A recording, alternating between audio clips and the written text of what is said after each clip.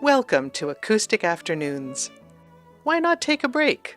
Find a comfy chair, pour yourself a coffee, and let the music from today's singer take you away. Welcome to Acoustic Afternoons. I'm really pleased today to welcome a very special guest. Baritone Samuel Chan is with me today, and not only is this Acoustic Afternoon, but this is also now part of our For All to Hear project. For All to Hear is a project developed by Pacific Opera Victoria as a reaction, really, and inspired by the moment of the death of George Floyd, and to really be able to take a look at, as an opera company, how are we engaging with Indigenous, Black, and people of color? And it occurred to us that we could really offer space, and that's what we want to provide, is space and platform for these people in our industry to speak directly and have a chance to share artist response to this moment in time and assist all of our patrons, donors, and community at large to experience more directly what it is to walk in the world as an Indigenous, Black, or person of color.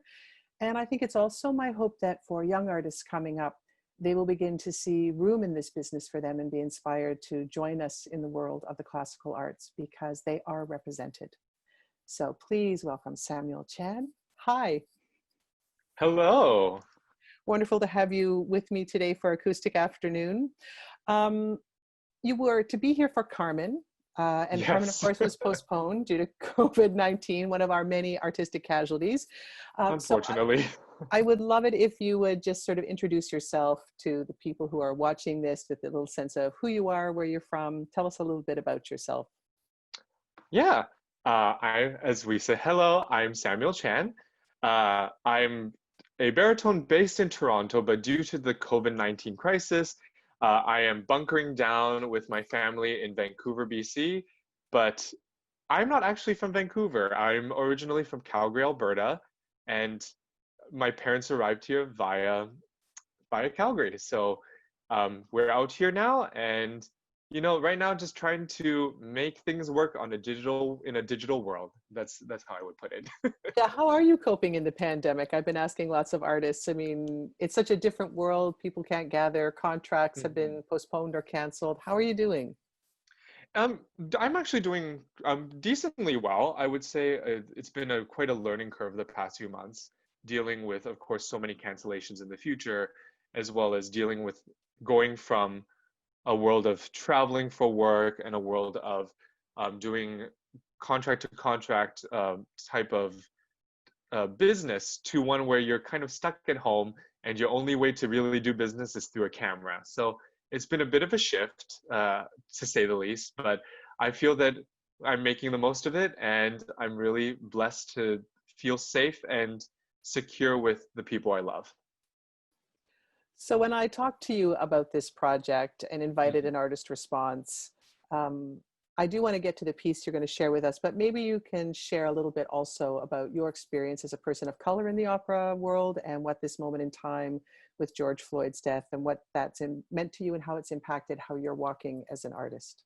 The death of George Floyd had a very, very strong impact on me, not just mentally, but emotionally, because it brought to light a lot of internalized issues our business has that we have been afraid to address in the past. And those are issues that deal with how race relations are dealt with within the workspace, how the creation of art, specifically opera, is still a very Eurocentric view of creation, and how the lack of representation of BIPOC artists on the stage has impacted artists not only working in the industry, but artists who want to come and join us on the stages to create art. So I would say it had a very strong impact and also a very emotionally difficult impact, because it brought to light a lot of internalized guilt, dealing with how work situations were dealt with in the past.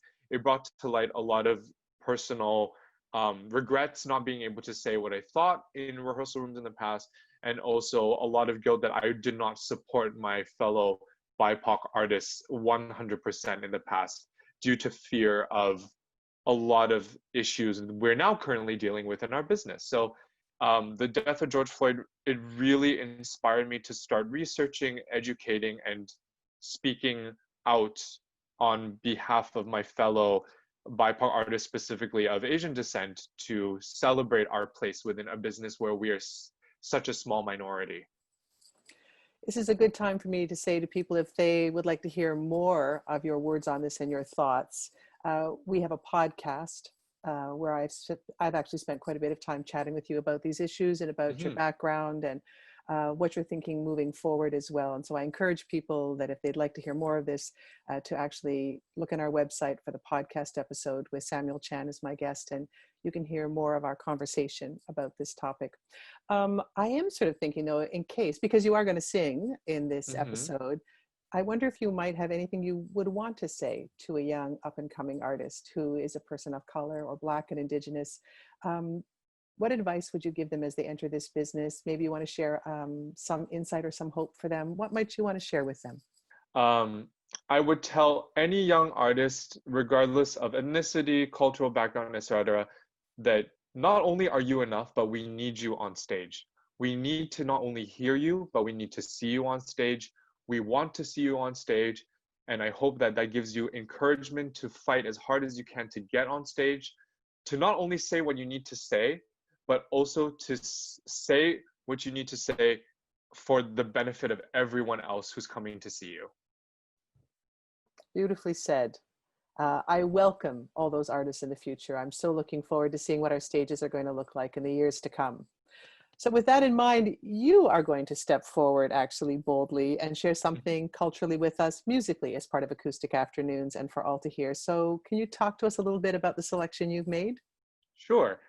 I would like to preface first that it is very rare that I, as a person of Chinese descent, specifically Singaporean Chinese descent, gets to perform works in Chinese or any Asian language on a Western stage.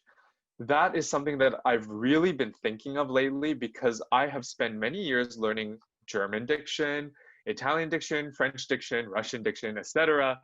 But I have never had the chance to really perform anything in Chinese on a Western stage. And that is really sad because, you know, I live in a Western country, which is Canada. I have worked in many spaces performing in languages I don't speak or have no cultural affiliation with. Yet, I have never been given a chance to celebrate something in the language of my forefathers, which I'm really excited that for this I decided it's time to do that. It's time to not only sing something in the language of my forefathers, but to sing something that speaks to many people of specifically the Chinese Canadian music community, something for the Chinese Canadian community. And that's why I thought, I should pick something that is in Chinese. And I was debating between doing something in Cantonese or in Chinese, Mandarin Chinese, but I chose Mandarin in the end because I wanted it to be the language that has become the de facto language for all people who speak Chinese in this Chinese sphere. So that includes Malaysia, Singapore, Taiwan, etc. So I chose something in Mandarin. Wonderful. Do you want to give us a little translation so people know what they're going to be hearing? Yeah, so this song is the title in Mandarin is 东北摇篮曲, which directly translates as the North Eastern Cradle Song or North Eastern Lullaby. And the reason why I kind of chose this was because for many people growing up in Chinese families, your first experience with your native language is not through media, it's from what your parents sing you to sleep with. And for a lot of people, that would be a lullaby in the language that they're, it's lullabies are passed down through generation. And it's often the first thing you hear as a baby is singing, not speaking. And I just thought it's so appropriate as a way to introduce people to the language that I'll be singing in, which is Mandarin Chinese. Why not sing something that would be like the first introduction? So it would be a lullaby.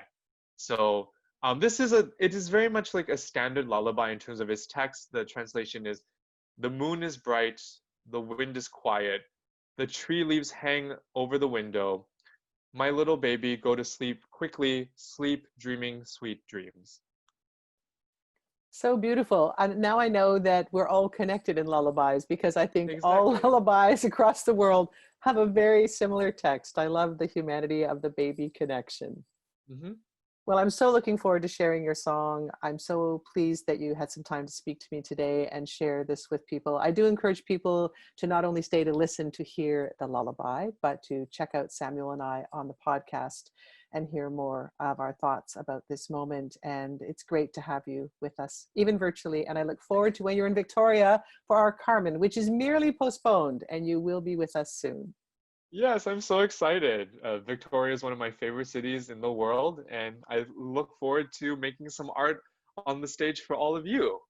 Wonderful. Thank you so much, Samuel. I really appreciate your time today. Thank you.